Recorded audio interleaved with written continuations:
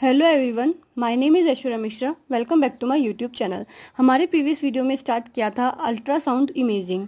ठीक है, ये बहुत इंपॉर्टेंट टॉपिक है। ये मैं आपको प्रीवियस वीडियो में बता चुकी हूँ, डीआरटी सेकेंड ईयर और बीआरटी सेकेंड ईयर दोनों के लिए। ये 15 से 20 नंबर का नंबर कैरी करता है ये टॉपिक। इसके अलावा हमने प्रीवियस वीडियो में बताया था कि what is ultrasound and what is the characteristic of ultrasound. ठीक है, इसके अलावा हम लोग आगे पहुँचे थे कि अल्ट्रासाउंड इंट्रैक्शन कैसे करता है मैटर के साथ में।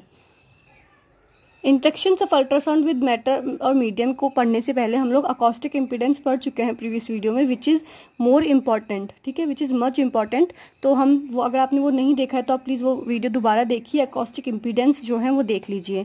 अब उसके बाद में हम स्टार्ट करते हैं कि what are the interactions of ultrasound with matter, कि जब हम इसको इंट्रैक्शन होता है किसी भी मैटर से या किसी टिश्यू से, तो अल्ट्रासाउंड कैसे बिहेव करती है, किस टाइप से इंटरेक्ट करती है, वो सब चीज़ें हम लोग अब इस वीडियो में देखेंगे। ये खुद टॉपिक एक 7.5 से 10 मार्क्स जो होते हैं कैरी करता है, तो this topic is so much important.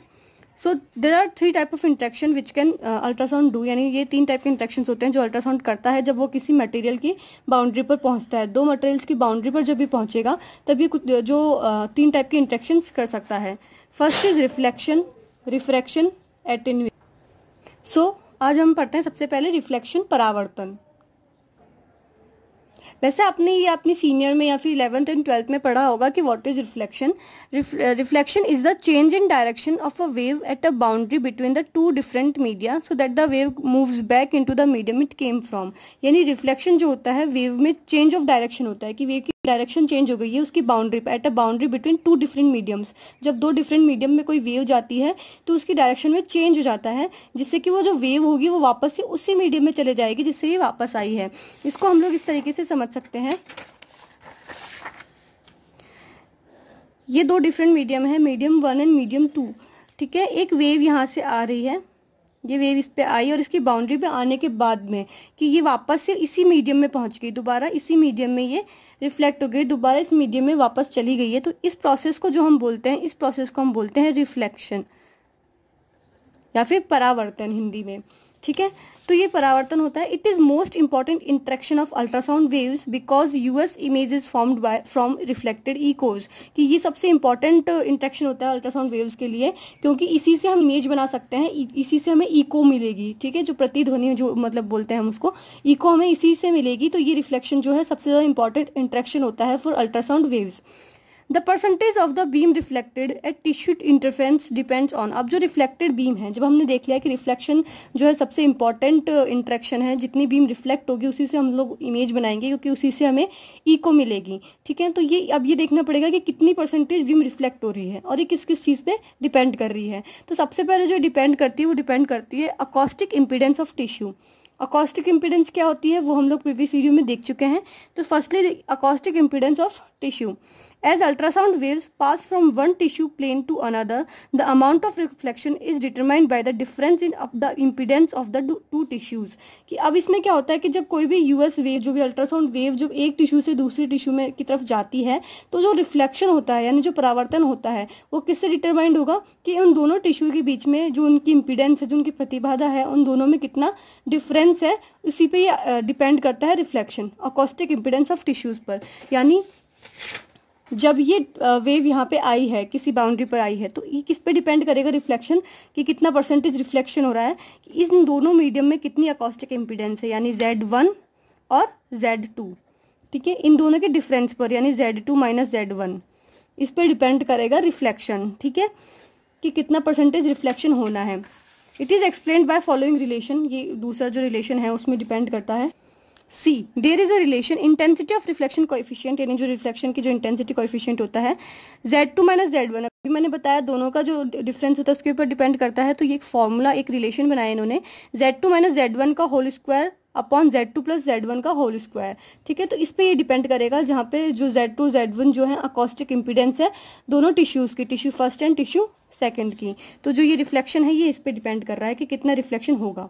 जितना ज़्यादा इसमें डिफरेंस होगा उतना ही ज़्यादा रिफ्लेक्शन होगा। कि मान लीजिए कि ये 2 टाइप के मीडियम है, Z1 और Z2 इनकी इम्पीडेंस है, और इन दोनों में जितना ज़्यादा डिफरेंस होगा, यानी मान लीजिए अगर इसमें 50 है और इसका 100 है, तो जितना 100 माइनस 50 यानी 50 का होल स्क्वायर आ रहा है। और अगर इसका जो इम्पीडेंस का जो अंतर होगा दूसरे मीडियम में हम अगर देखें, इसका 20 है और इसका 40 है, तो 40 माइनस 20 यानी 20 का होल स्क्वायर। तो सबसे ज़्यादा रिफ्लेक्शन जो होगा इसमें होगा, ठीक है, इसका जो रिफ्लेक्शन पार्ट होगा। यानी अगर मान लो कि इसमें अगर 100% बीम आ रही, 100% की वेव आ रही है, तो इसमें 70% रिफ्लेक्टेड हो जाएगी और 30% ही ट्रांसमिट होगी, जबकि इसके अंदर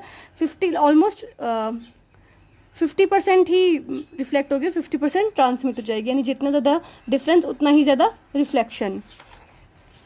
eight a tissue air interface more than 99% of the beam is reflected. जो टिश्यू एयर इंटरफेस होता है, यानी टिश्यू और एयर के बीच की जो अगर बाउंड्री देखने जाएं कि टिश्यू और एयर के बीच में क्या होगा, तो टिश्यू और एयर के बीच में क्या होती है, 99% बीम रिफ्लेक्ट हो जाती है, क्योंकि इन दोनों की जो इम्पीडेंस होती है उसमें बहुत ज़्यादा अंतर होता है।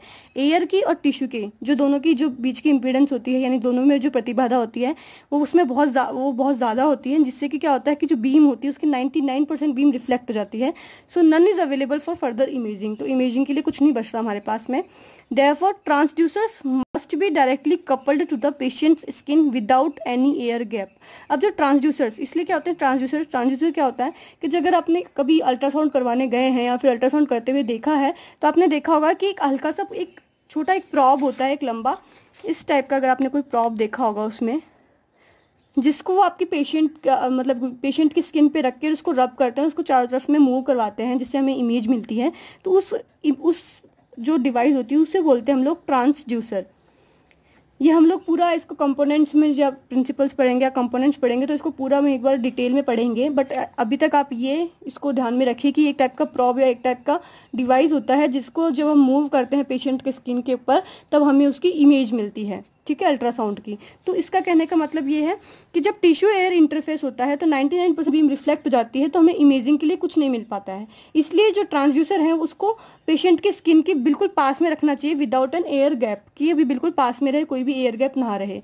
इसके लिए हम क्या करते हैं कि आपने देखा होगा कि जब डॉक्टर्स आपकी सोनोग्राफी करते हैं तो इस ट्रांसड्यूसर की स्किन के ऊपर और आपके स्किन के ऊपर, मतलब पेशेंट की स्किन के ऊपर थोड़ा सा कुछ जेल लगाते हैं, ठीक है, जेल लगाते हैं। वो जेल इसलिए लगाया जाता है कि ताकि इन दोनों के बीच में कपलिंग, यानी इन दोनों के बीच में कोई गैप ना रह जाए। Acoustic coupling gel is used in between transducer and skin. तो इन दोनों के बीच में हमने क्या कर दिया है, जेल को लगा दिया है, विच मिनिमाइज लार्जर रिफ्लेक्शन, जिससे कि जो रिफ्लेक्शन होगा उसे कम कर देगा, and allow transmission in patient, तो ट्रांसमिशन ज़्यादा से ज़्यादा होगा। देखिए अब आप बोलेंगे कि हमें रिफ्लेक्शन से ही इमेज मिल रही है, तो हमें रिफ्लेक्शन को कम क्यों करना है, कि इतना भी रिफ्लेक्शन से इमेज नहीं होगी। अगर वो कोई भी मान लीजिए कोई बीम अगर ट्रांसमिट ही नहीं होगी, जब आगे तक पहुंचेगी ही नहीं, तो हमें पता कैसे लगेगा कि आगे क्या टिश्यू है, ठीक है। अगर वो सारी की सारी रिफ्लेक्ट हो जाएगी टिश्यू की बाउंड्री पे ही, जब वो अंदर जाएगी नहीं, तो इससे हमें इमेज नहीं मिल पाएगी। तो हमें क्या करना है, बैलेंस रखना है रिफ्लेक्शन और ट्रांसमिशन दोनों के बीच में, ठीक है। रिफ्लेक्शन भी उतना ही इंपॉर्टेंट है जितना ट्रांसमिशन, और ट्रांसमिशन भी उतना ही इंपॉर्टेंट है जितना रिफ्लेक्शन। सो यहाँ पे जो एक बात सिंपल सी मुझे समझानी थी वो ये थी कि जब भी हम किसी पेशेंट के अल्ट्रासाउंड करते हैं तो हम उसके बीच में जेल क्यों लगा रहे हैं, ताकि उनके बीच में जो रिफ्लेक्शन होता है उसको हम कम कर सकें। और वो रिफ्लेक्शन क्यों ज़्यादा हो रहा है, अकॉस्टिक इम्पीडेंस में डिफरेंस के कारण, ठीक है। तो ये होती है पहली dependence of reflection on acoustic impedance के, अकॉस्टिक इम्पीडेंस के चेंज में रिफ्लेक्शन पे क्या फ़र्क पड़ता है, ठीक है। नेक्स्ट आता है, किस पे डिपेंड करता है, एंगल ऑफ इंसिडेंस, कि अब जो बीम का जो एंगल ऑफ इंसिडेंस यानी आपतित कोण या आपतन कोण जिसको हम बोलते हैं, कि किस एंगल से वो आ रही है, वो बहुत ज़्यादा डिपेंड करता है रिफ्लेक्शन पर। The amount of reflection is determined by the angle of incidence between the sound beam and the reflecting surface, कि सरफेस पर ये जो बीम आ रही है, ये जो वेव आ रही है, वो किस एंगल से आ रही है उस पर ये डिपेंड करेगा।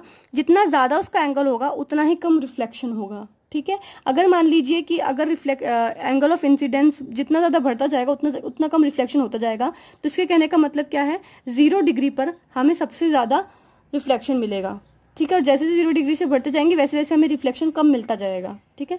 When angle of incidence is 0 entire sound reflected as echo, अगर जब एंगल ऑफ इंसिडेंस 0 होगा तो जितनी भी साउंड वेव होगी वो सारी की सारी वापस रिफ्लेक्ट हो जाएगी एज इको, ठीक है। तो ये डिपेंडेंस होती है एंगल ऑफ इंसिडेंस पे। देखिए इंसिडेंट वेव ये 90 डिग्री पर आई है, ये वापस रिफ्लेक्ट हो चुकी है, ठीक है। तो this is the process of reflection and this is the interaction of ultrasound with matter, ठीक है। तो हमने देख लिया व्हाट इज रिफ्लेक्शन।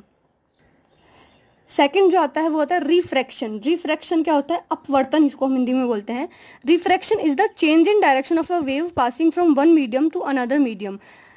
मतलब अब इसमें क्या हो रहा है कि इसमें भी चेंज ऑफ डायरेक्शन है, बट उसकी जैसे रिफ्लेक्शन में तो वापस से चली जा रही थी, बट वो अंदर ट्रांसमिट तो होगी, बस डायरेक्शन में चेंज हो जाएगा, रिफ्लेक्ट नहीं हो रही है कि इंसिडेंट बीम इधर आई है, इसको जाना इस साइड था, इस डायरेक्शन में जाना था, बट ये अभी इस तरीके से रिफ्लेक्टेड हो चुकी है। ठीक है, तो this is the process of refraction. In that case frequency remains the same but change of velocity में अकर। फ्रीक्वेंसी जो होगी वो तो सेम रहेगी, बट जो वेलोसिटी है वो चेंज हो जाएगी। क्यों? क्योंकि हमने जब पढ़ा था, पहले देखा होगा आपने कि अल्ट्रासाउंड की जो वेलोसिटी होती है वो मीडियम पे डिपेंड करती है। अब दो मीडियम चेंज हो गए हैं तो ये क्या करेगी, वेलोसिटी में भी चेंज आ जाएगा। Ultrasound machines assume straight line propagation. Reflection effects give rise to artifacts not useful for imaging. कि अल्ट्रासाउंड मशीन जो होती है वो अज्यूम करती है, मतलब उन्हें क्या चाहिए होता है, स्ट्रेट लाइन प्रोपेगेशन चाहिए होता है कि बिल्कुल वो स्ट्रेट जाकर के ट्रांसमिट हो, रिफ्रैक्ट ना हो, यानी अपवर्तित ना हो। ये इस तरीके से ट्रांसमिट होती है ना सीधा, तो हमें टिश्यू की इमेजेस अच्छी मिलती है। इससे क्या होगा, जो रिफ्रैक्शन इफेक्ट जो होगा वो आर्टिफैक्ट्स ला देगी इमेज में। तो ये जो रिफ्रैक्टेड बीम है ये क्या करती है, आर्टिफैक्ट लाती है इमेजिंग के अंदर। ठीक है, which are not useful for imaging. Artifact क्या होते हैं ये आपको पता ही होगा कि आर्टिफैक्ट अनयूजफुल इमेज होती है जो हमें इमेजिंग में नहीं चाहिए होती है। Refractions artifacts cause spatial distortion किस टाइप के ला सकते हैं, एक तो स्पेटियल डिस्टॉर्शन मतलब real structures are image in the wrong location, कि जो स्ट्रक्चर है जिस डायरेक्शन में हमको दिखनी चाहिए, जिस लोकेशन पे वो होनी चाहिए, वो हमें उस लोकेशन पे ना दिख करके कहीं दूसरी जगह इमेज हो रही है, यानी वो हमें उस लोकेशन पे नहीं दिख रही जिस पे वो है एक्चुअल में।